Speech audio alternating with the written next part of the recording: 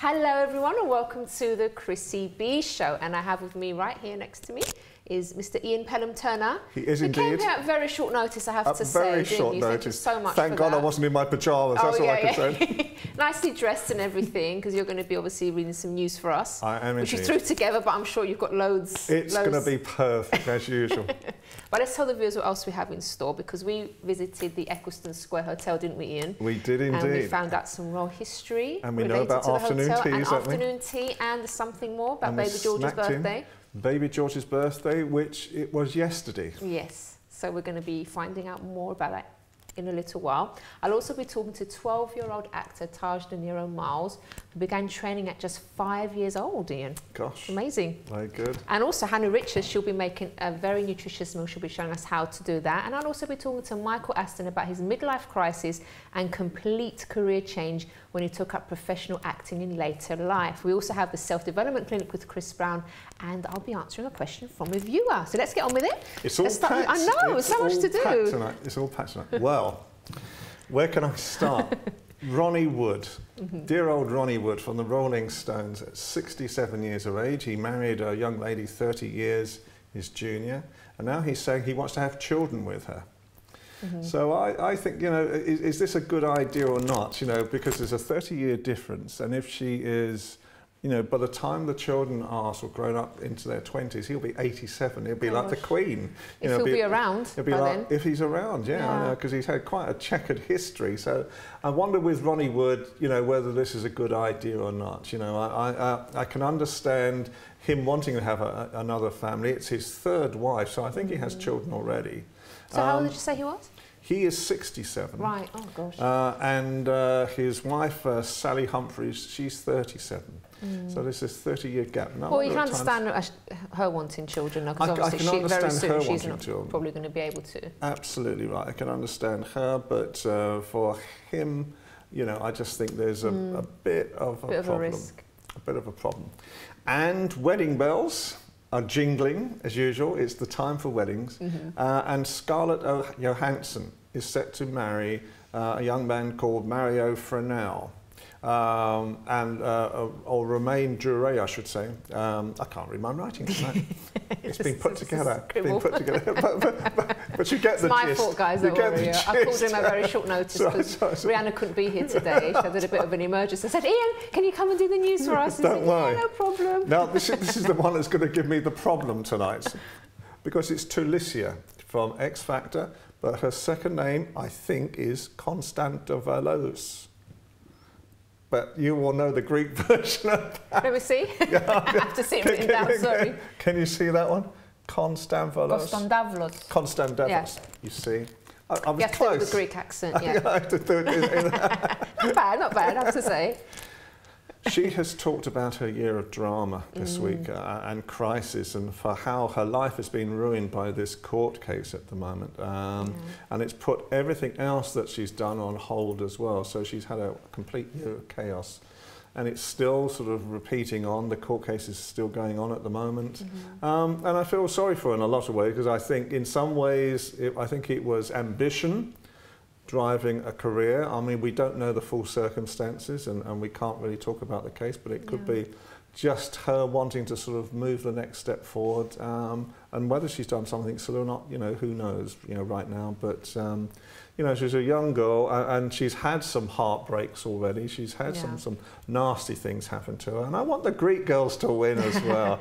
You know, she was doing so well, wasn't she? She was doing so well, you know. So but she can bounce back from it. She just has to stay positive and start doing positive things. Absolutely, absolutely. Cheryl Cole. Can we ever do a week without Cheryl Cole from now on? And her tattoos, obviously. And I think there's going to be a permanent picture on the wall of Cheryl Cole at some time.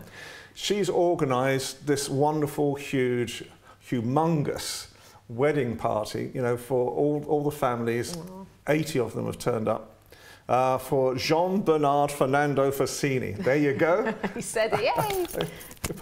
by the end of the year, after every week, I'll be able to sort of say it without even looking at it. So it's an interesting time for them now. Hopefully, he keeps his vows to her, because she's already been hurt once, and apparently he has this reputation for not being quite sort of one-person orientated. As could sort of happen. So that's such a big risk, isn't it? Yeah. You've got a history. I mean, I know everything she went through already. Absolutely. I think she's very brave to marry him. Absolutely right, but it could or be, maybe they're going to spend all their time together, so she'll be able to watch him like a hawk. I don't know. But I wish her all the best, because I think she's a really nice girl underneath, and I think there's. So she's definitely changing her name. Well, at the moment, they're talking about it, but it would just mean the credits on X Factor go on for an extra minute, Yeah, Can you imagine it? Can you imagine Simon Cowell saying, yeah, it's too much. It would be an interesting It's quite time. serious for someone to change their name, and she must really trust him. Absolutely. I really do wish them the best. I really do. So do I. Yeah. Benedict Cumberbatch. Very favourite of mine, because one of my favourite series is Sherlock Holmes. And he's the latest person now. He's doing very, very well in America now. And has already done a couple of movies out there. And he's the latest person to be waxed. Oh. Waxed lyrical.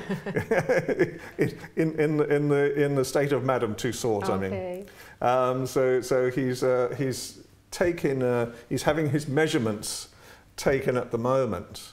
But apparently he's been putting this rather sort of fierce face on, because that's how he wants to see himself and his model of himself portrayed. And he's got this sort of rather sort of straight look. You really made it when you're in Madame Tussauds.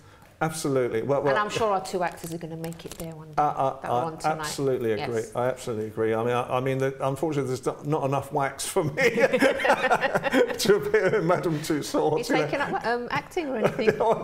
Well, I'm trying to slim down at the moment just to get enough wax, to give me a high chance on this. So, yeah, I mean, it's. You're not going to believe what's happened this week.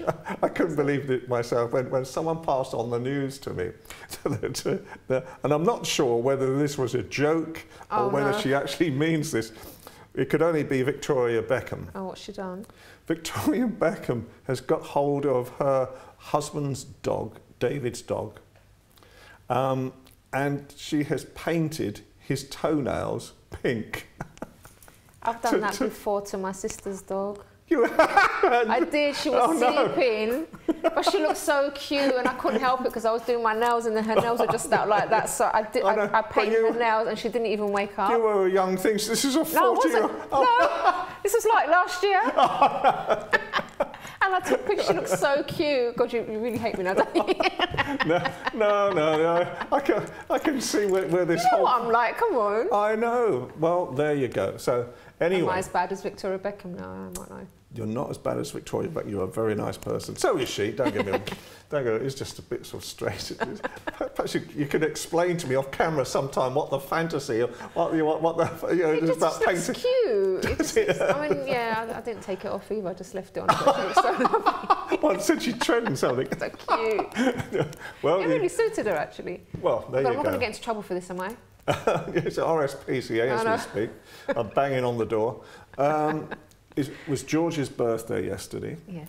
And so, it was quite a big, grand affair, private, or so we were led to believe. The Queen and a few people have. So I often wonder, what do you buy the baby who's got everything? I think it would have to be one of those experience days or something. Could you imagine? Yes, a bungee jump. Oh, no, perhaps not. The bungee jump for a baby is probably going a step too far in the way of photo opportunities. But just sit on his dad's lap in a Ferrari or something. Absolutely, and do one of those. absolutely. Although they won't need to do it as fun day, they probably could just buy one and do it. Well, there you go. And I was interested to my chair's creaking tonight, so it's not me. I was interested to read that Vicky Michelle, who I know quite well, was talking about her days with a very famous comedy series called Hello, Hello. Now, this made a lot of money for the BBC at the time. It was a huge money earner, but it now turns out she was only paid £220 an episode. Oh. Which is, I thought was a bit mean. And she sort of says that it's not only the value of the money, of her wages that counts, it was the value of the experience of the show as well. And I worked with the LOLO cast quite a bit. Did you? Yeah, I used to work with them quite a bit as well. So it's an interesting thing. And I know, I mean, she's a very nice person, Vicky Michelle. She actually helps to support one of the hospices in Essex, where she lives as well, quite close to a children's hospice. So she's a very nice person. But it just surprised me that that this was sort of happening, as it was. Well, that was quite a few years ago, so kind of £220. Well, yeah, but I know it was not a huge amount still. I think it was earning the BBC millions at the time. Yeah. It sold to 100 countries. That's true. Yeah, that's a bit mean. You know, hey, we've run out of time. We've run out of time. Yes. And do you know what? I'm suspecting I might have to bring you back because our self-development coach hasn't turned up yet, so you may just into self-development tips afterwards. Okay, I can do this, Chrissy. I can do this. I really land 2 minutes thumbs up, but thank you so much. No problem. And we'll see you again next time. And stay tuned because we're going to see the video very shortly. Okay, so do stay tuned because after the break, I'll be joined by young actor Tahj Miles, aged 12 years old, who started his training at just age 5. So do join us after this.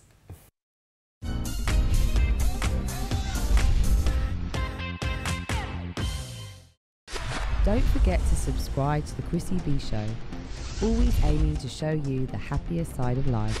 You can find us on YouTube, Facebook and Twitter.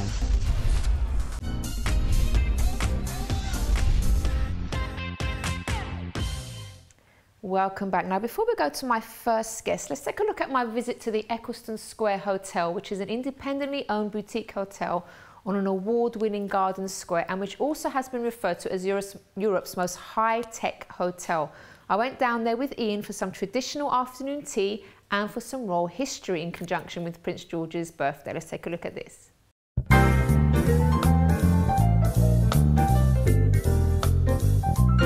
Well, good afternoon and welcome to my new royal residence. What do you think of it, Chrissy? You just love it here, don't you, Ian? This is very much my world. This is a very famous square, Eccleston Square in London.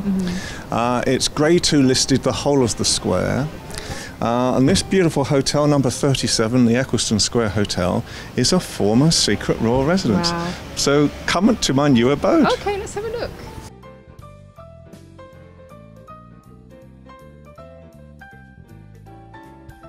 Well, welcome to my new royal palace. What do you think of it? You always make the best discoveries, don't you?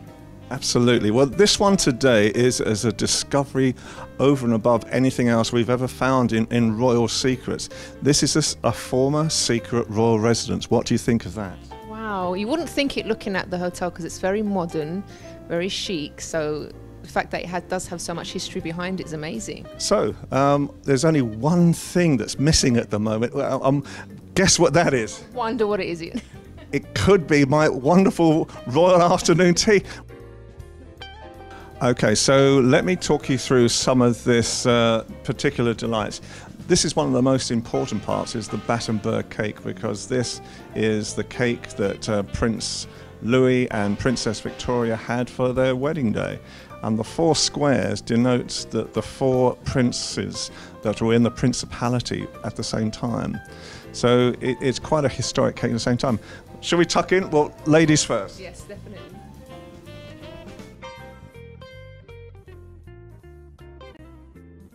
Well, we've had the afternoon tea and that's been fabulous. So shall we go and meet Olivia? And let's go and have a look at the hotel. So this is Olivia, everyone, who's the director of the Eccleston Square Hotel. And Olivia, you've actually had this hotel now for 3 years, is that right? Yes, 3 years in August, so time flies. It used to be a budget hotel and we closed it down. Took us a year to refurbish and reopened it up as Eccleston Square Hotel. We decided to add the best bed that we could find, which is the Aston's electronically adjustable bed. We also have 3D TVs in every room, so it's quite fun to be on your Aston's massage bed and watch a 3D movie. Smart glass walls, so it goes from transparent to opaque, so lots of different exciting amenities. So Ian, Olivia's just told us all about the technology that's used in the hotel and how it's very modern. But now you're going to tell us about the history of the hotel. The history of the hotel and the history of the square that we're in as well. So the square itself was really one of 5 fields on the south side of Buckingham Palace, and it was owned by the Duke of Westminster. And he asked the royal designer, Thomas Cubitt, from 1825 to 1850 to actually build the whole of the square. By the time Prince Louis and Princess Victoria came here, it had a very mixed area and a very mixed sort of style of people. So for the royal family, and especially for the prince and princess, they had to remain secret living here. Because until now, when we can exclusively reveal it at long last. Oh, you don't know how hard it has been to keep this secret. So there is this magnificent square now. The gardens that we are in have won many major awards at the same time, and people who come to the hotel can actually make use of these gardens as well. And there's even a special picnic that you can have if you're a guest of the hotel, that you can actually have in this garden at the same time. Well, thanks so much for the history lesson, Ian. No problem, and enjoy the garden. Now, what do we have here, Ian? This is a whole series of fashion items produced by the royal fashion designer that was on the show a little while ago, Lauren B. And so she's created a whole series of jackets and trousers of how she would like to see Prince George dressed for the coming year. First of all, in a rather nice tartan. So I love that. So if he's doing anything in Scotland, then this is the type of thing that he can wear. This I can still see if he goes to Henley. All that's needed now. So cute. All that's needed is the little boater now, isn't it? And we have the sort of the trousers to sort of match all these at the same time. This is a standalone number, isn't it? So that, you know, he will be seen in that. Could you imagine Prince George? I really could. I think he could carry that off well. And then obviously he's got a lot of evening events. So this is the DJ. This is the DJ number. It's going to be a great fun exercise to actually sort of see how the rest of the world think Prince George should be actually dressed. It's his birthday this month. It'll be his first birthday this month. I don't know where a year's been since all this has happened, but it's going to be great fun, hopefully dressing him. Okay, so now it's time to meet Tahj Miles. Hello, Tahj. Hello. How are you? I'm very well. How are you? I'm very well, thank you. It's great to have you on the show. Now, you've got an acting career already, and you're only, how years old? I'm 12 years old. 12 years old, but you started when you were 5. I started when 5, yeah. So, is it something that you always wanted to do, would you say? Yeah, I think now I really, would take it up as a career, but I think when I was younger, I didn't really see much of it as a career, just like something that I would just do occasionally. I think my mum, she was the one that saw that I had something about me, and she used to show it to other people, so she put me in drama school. And I think once I actually started to realise what it was I was doing, then I think I started to get it in my head that I could actually do this as a career. Do you have anyone as your inspiration, like someone that you like acting? I look at Will Smith as an inspiration, kind of. Just, he's got so much talent. He doesn't, he also does directing and producing, not just acting. He's getting quite old, and he's not stopping. He's not that old, but he's getting there. Yeah. But we still need the older actors as well, don't you? Yeah. So you look up to him. Anyone else, or is he like your main one? I think, yeah, he's my main. Robert De Niro as well, because I have kind of his name. Yeah, I know. It's mine, yeah. Posh, I don't know. Check with my mum. I have no clue at all.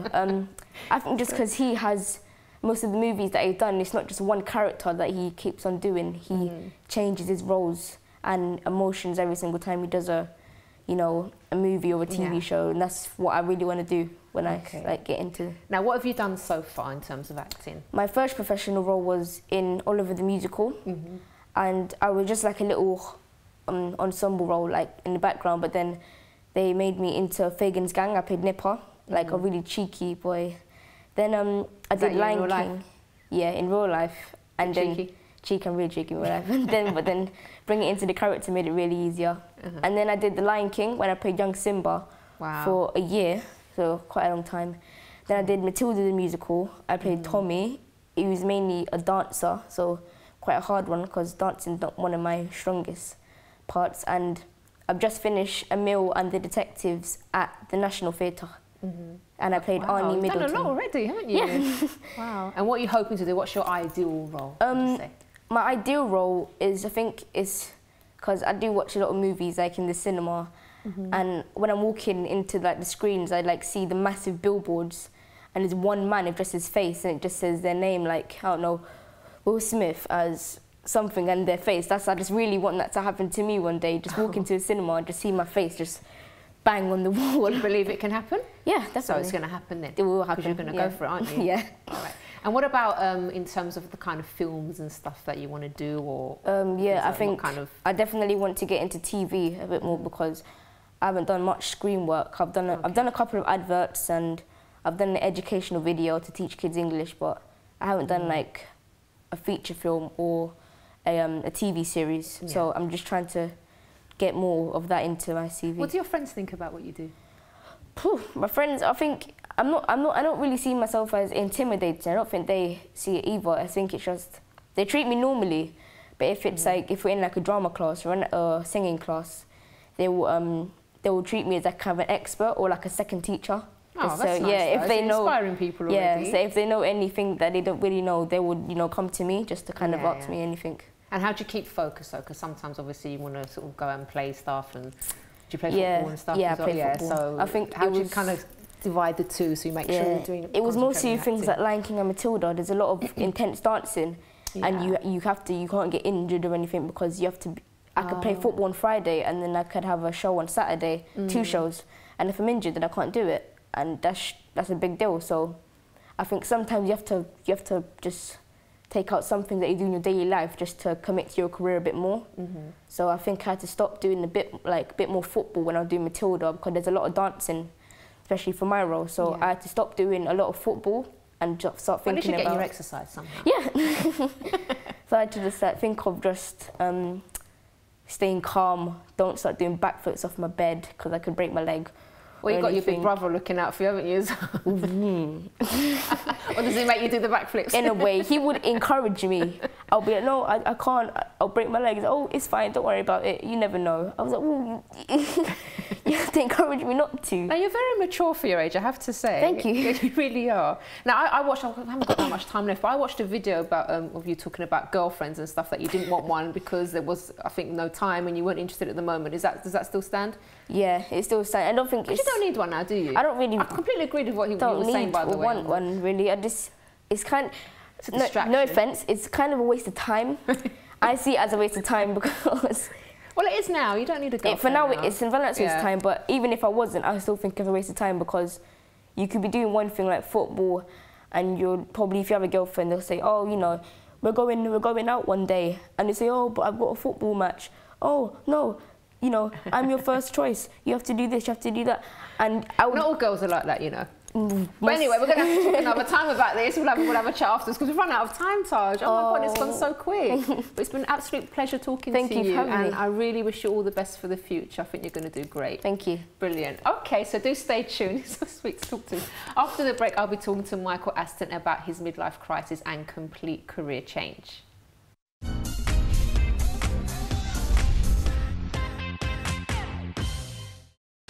Don't forget to subscribe to the Chrissy B Show, always aiming to show you the happier side of life.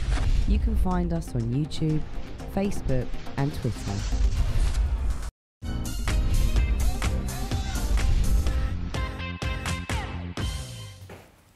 Welcome back. Now, before we go to my next guest, let's take a look at this nutritional tip from Hannah Richards.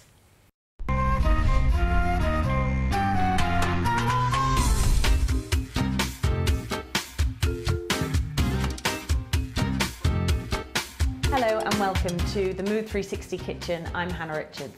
Today I'm going to teach you how to cook fish. Now, fish at the moment is really, really cheap, and not enough people are eating it and cooking it because they're scared of fish.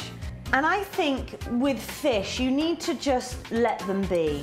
You can over-flavour them, you can put sauces and pestos and salsas all over them, but really the flavour of the fish really needs to come out.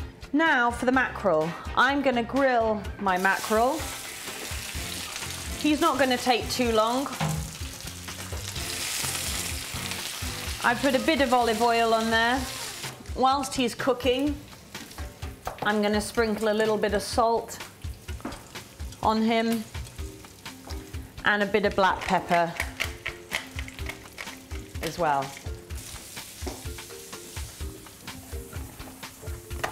So, whilst our mackerel is cooking on the grill, we're going to do a very simple salad. I've got some beautiful baby gem lettuces here, and I'm just going to take 2 of them and roughly tear them around. Black pepper, a bit of olive oil, a lemon.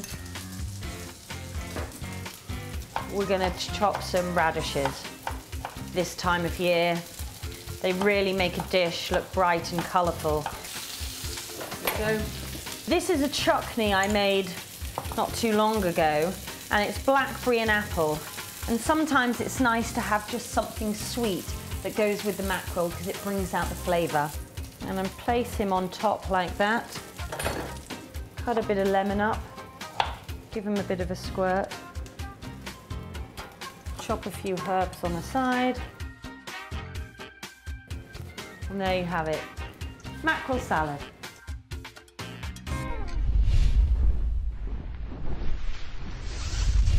Thank you very much, Hannah. Now, before we meet Michael, let's take a look at this. Our company still ranks #1. From now on, and any time in the future, you will please refrain from ever using my name again. You never left the bedroom, did you? There was no kidnapping, was there? Yes! No, I don't know! When our officers entered your premises, they found you atop of Miss Barker with your hand still around her neck. Oh, Susan. She's well taken care of. And here is in person, Michael Aston. Hello, Michael. Hello, hello. How are you? Hello, Chrissy. I'm very well, thank you. Great to have you on the show as Thank well. you for having me here. It's really nice. So you're also an actor. Yes, I am. But not for that long. You were doing something else before, weren't you? Yes. I came to acting through a very unconventional route. I was very good at drama when I was at school, the last 2 years of school, and I wanted to go into acting, but everyone, all my peer group and everyone said, go and get a proper job. Don't waste your time, Michael, please. So I did. I went and got a proper job. Highly qualified. I've worked in corporate banking, in commercial insurance broking. I've worked for a local authority as a manager, senior manager. I've had a wonderful career in that regard, and then it progressed into management consultancy full blown. And I thought everything was wonderful, and I was really looking forward to maybe 6 to 10 years retiring, early retirement, because I was doing very well. I'd worked very hard for it. I'd earned it. I'm academically and professionally qualified, and worked very hard to get to that level. And then all of a sudden, I get a phone call that says, "Michael, there's no more corporate contracts. They're gone. Your career's finished, basically, with us. We can't do any more work with you." So I mean, we're ever so sorry. I mean, you're very good at what you do, but I'm afraid How did you feel when you heard that?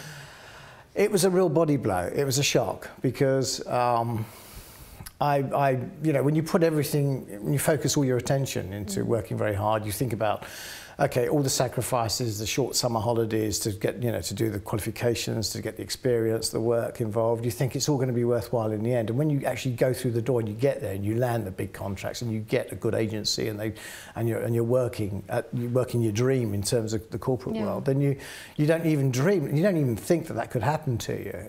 You know, when they're telling you that there aren't that many people with your experience and qualifications, Michael, you've guaranteed work, we've got contracts lining up, and then suddenly one day they've gone.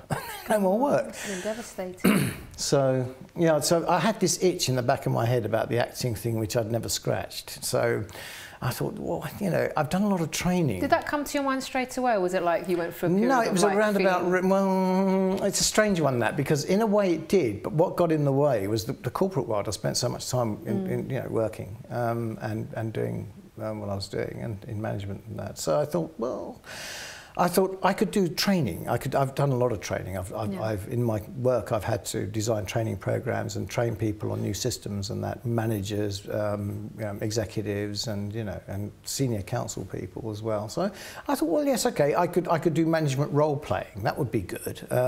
So I went and tried to apply for the jobs, and back came replies, well, Michael, great CV, career-wise, corporate-wise. What the heck do you know about acting? I thought, yeah, you're right. So go and get trained.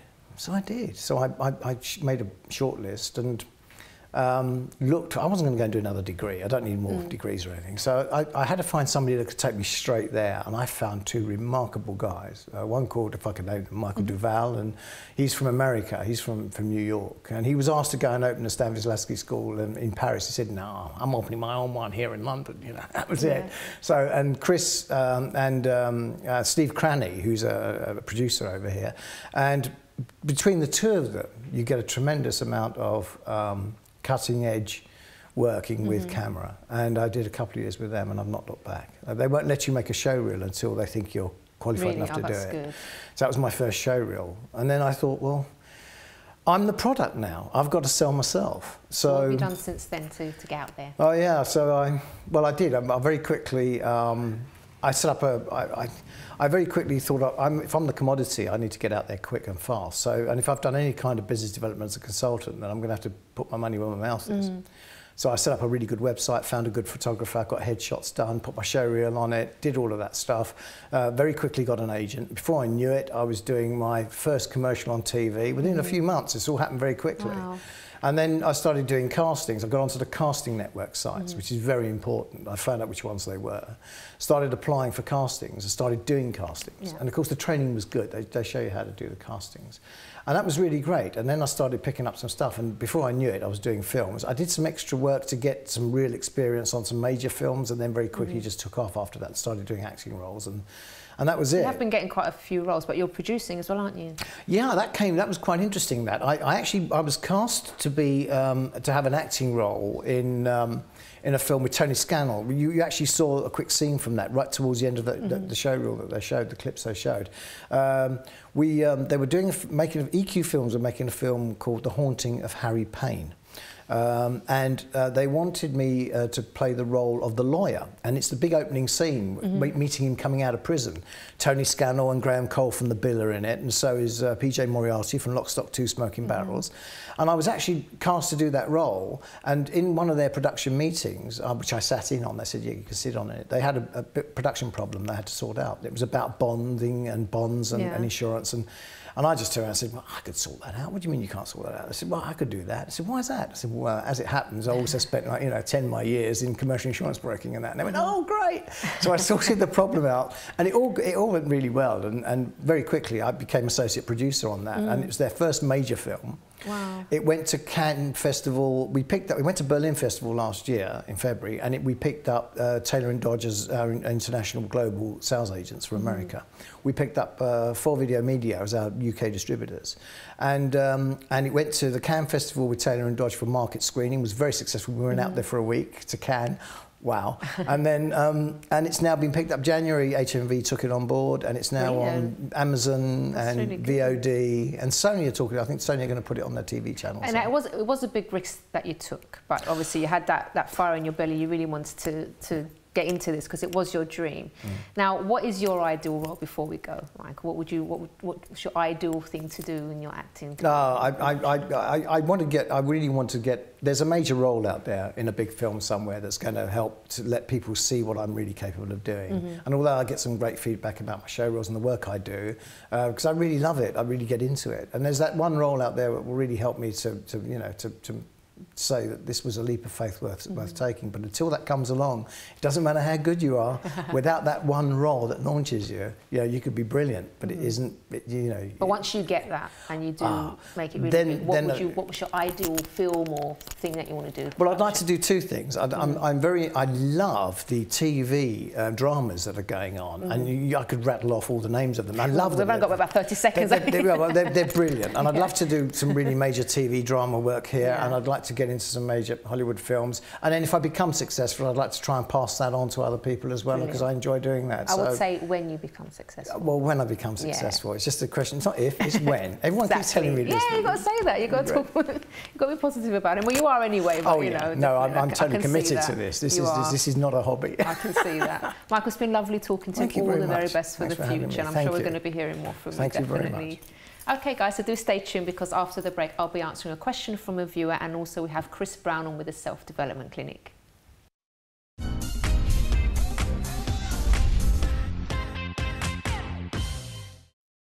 Don't forget to subscribe to the Chrissy B Show, always aiming to show you the happier side of life. You can find us on YouTube, Facebook and Twitter.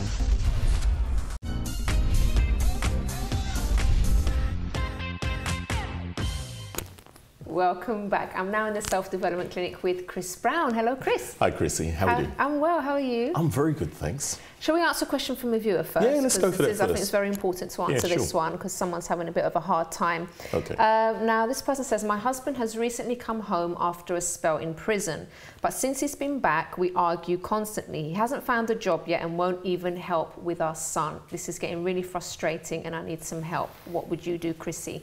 Now, first of all, thanks for writing in.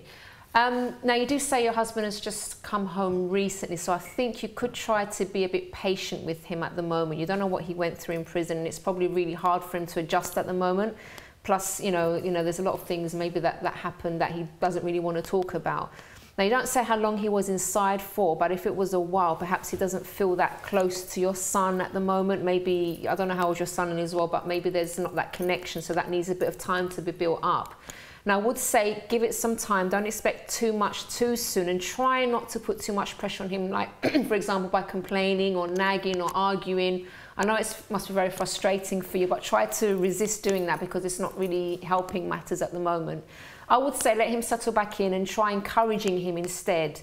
And after a while, when he starts to feel comfortable again, maybe sit down and have a talk to him about, you know, planning your future together, rather than, you know, why haven't you got a job yet? Aren't you going to help with our son? So just word things in a different way, because if he's already feeling a bit sensitive, and then, you know, that you're there arguing with him, it will probably make him close up. But if you're sort of change your tactics a bit and say, look, honey, you know, I think it's time that we sat down and we planned things together. What do you think about doing this? And you just do it in a different way. You're saying the same thing, but in a different way, basically. But I would say if it's been a while and still things haven't changed, I would suggest some sort of counselling for you both, perhaps, or maybe some support from charities that help former inmates to get back on their feet. I can put you in touch with a few, actually, that I know. Now, some people come out of prison feeling really down and really depressed, Chris, even. And what they need the most is love and some patience and understanding from their family. So try that first, and then see how it goes and take it from there, I would say. What about you, Chris? How would you? Well, I would actually say, I'd agree with you. I think it takes professional counselling beyond this, because you think about it, if you've been stuck in one environment, 4 walls all the time, probably it's another guy or whatever, it's going to be pretty hard to, you know, climatise as well, add back to the relationship, everything like that. So it's going to take a little while, a little period. And just as you said, if it hasn't worked out, has been a period of time, it is time for some intervention of professional counselling, which will help. Definitely will help, you know. All right, I do hope that's helped our viewer. And by the way, if you have a question as well for me, you can email me on chris@chrissybshow.tv. But over to Chris now. Okay, right. Well, today we're actually talking about time to invest in you.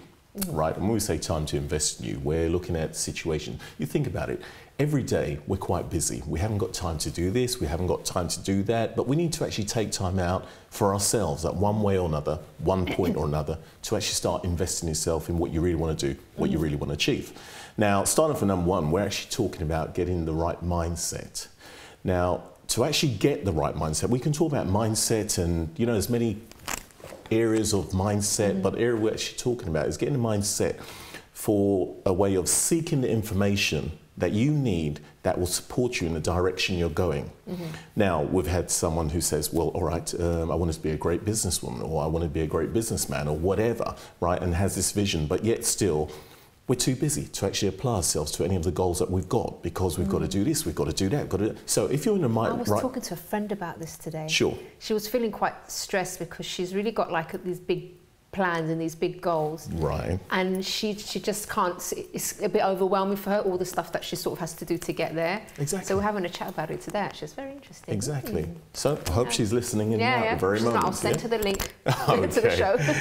Right, well, saying that, getting that right mindset, you've got to work on it each day. Yeah. You've got to seek the information that supports the belief that you want to go through. Now, if you keep working on it, your mindset is going to actually fix in that direction, one way or another. So everything you do will lead to that point of where you want to go and what you want to do. Now, in saying that also, there's an area of reinventing yourself.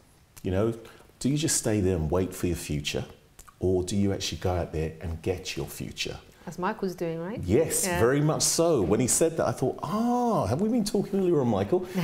Right? And what it was is exactly that. Go out there and actually get your future, because there are things sometime in life it's not going to fall in your lap, right? It's not going to fall in your lap. And the other thing is sometimes we have a great vision when we're young and other things step in the way, hit us off path, and we start going in another direction. So sometimes you've got to get back on path, reinvent what you needed to do to get to where you want to get to, right? So that's part of reinventing yourself, which connects with the mindset as well. One goes into the other. Now, talking about reinventing yourself, here's the other area as well. Which area do I actually develop? Yeah, we got to develop different areas in ourselves. So what you need to do is to seek out, where can I get this information? How can I develop myself? What area, work out in yourself, what do I need to build up which fits in line in the direction I need to go? You might want to go out, take some time out to actually study something. You know, network with somebody who's actually in the field already, somebody who's ahead of you, get a mentor, somebody who actually guide you through the steps that they went through, that they hadn't fallen in pit holes, but you can actually walk that step with them, behind them, and they'll guide you along the way. So I always recommend getting a mentor anyway. I'll say it terribly. Get a mentor, somebody who's done it already. Yeah, it's a good thing, yeah. Okay, now in saying that, now this one I kind of like, you know, my wife works in the medical field, right? We're talking about health now, right? This is an all-round. And we were talking the other day, and just talking from one room to the other, you know, I'm in the office and you're out there, and I'm saying, what about health? And she used this phrase where she said, health is your wealth. And I thought, hang on, that's right. And it made me think about a few things, because yeah, health is your wealth at the end of the day. You can acquire everything you want, material or whatever, right? But if you haven't got your health, it's not going to mean much to you at the end of the day. So the whole thing of investing in yourself is investing in your health as well. And one of the areas I actually looked at, would you believe it, is bananas. And I found it really interesting. You know, we always used to say an apple a day keeps the doctor away. Now it's the banana a day keeps the doctor away. We're talking about bananas on the self-development clinic. Yeah, that's really good. We are, exactly. But self-development, meaning our health, right? What it does. Well, it's amazing, you know, we're talking about on that, but think about this. Would you believe it? Banana actually powers the brain, right? It powers the energy in the body as well. Also, it actually helps with areas like anemia. Things like if you're anemic and that sort of area. I love bananas, right? so I'm sorted. Okay, so the energy as well, serotonin converted into, serotonin, and it gets the body going, the mind going. So it's a good area as well. You need to study something, eat a banana, get a banana. Okay, here we are talking about bananas and self-development. Okay, so here we are. The other one is get creative as well. Get creative. Start thinking outside the box. Do simple things like writing down your ideas. Just keep writing them. Get loads of paper, keep writing them. Don't stop writing. God, it was the same conversation I had with my friend, because she's got all these ideas in her head, and she was so confused, and I said to sit down and do a brainstorm. Get everything out and put it all down on paper, and then start tackling things one by one. Organise it and start tackling things one by one. That is it. That is it. And it's funny, because when you do, you find that there's areas inside your brain where you get creative where they just keep flowing. They just keep flowing. They just keep flowing. You think, well, what do I do with all this? Just, you said, narrow it down. I've got a notebook full of ideas for the show, by the way, and it's like, you know, things that I need to do. Yeah. At the strangest of times, I have to say, that I don't always have a notebook and pen handy, but, you know, as soon as I finish what I'm doing, I go and write down. Brilliant. That's the way. Get creative. Here's the other one as well. On the last one is finances as well. Finances tend to be a thing that ties a lot of people up with what they're doing. Work with a team. Right, I'm going to mention actually refocus, say hi to all of them at one time as well, because they like the show, they love the show, right? But working with a team, what we do is refocus. Go on, tell them, refocus. Hello everybody, Chris's friends and people that he works with that love the show. Right, okay. Now, the finances. What we do normally with the groups is split them up to 4 tables, piece of paper. You only got 5 minutes to write down as many as ways to actually make money legally, right? Only 5 minutes legally. Did you hear what I said? Legally, right? Okay, and what they do is They brainstorm, they come up with lots of ideas. They've got to think in a way of like, well, here's somebody here, tell them what to do, and they do it. The amount of ideas that actually come out of that, I'd advise individuals to do that as well. You'll realise that you can, you know, invest in other areas as well in how to actually get it going in that sense. So my last one is, listen, get up and do it. Don't wait any longer. Get up and do it. Don't sit there thinking about it. Go away now and go and do it, okay? Definitely. Thank you so much, Chris, for the great advice. Pleasure. As usual, we'll see you again next time. Yeah. Okay, so we have reached the end of the show, folks. I do hope you've enjoyed it and benefited from everything that you've heard here today. Now, if you want more information about the programme, you can visit the website, chrissybshow.tv. And of course, you can visit, you can also email me on chris@chrissybshow.tv. If you have a success story, for example, that you want to share, I'd love to have you on the show. So just one final thing before we go. Now, losing something in your life, such as a job, is not necessarily a bad thing. So instead of panicking or thinking that the world has ended, why don't you take some time just to think logically? Could this be an opportunity for you to go for a dream that you put on the back burner? If so, grab that chance and go for it, because it's never too late. See you again next time. Bye-bye for now.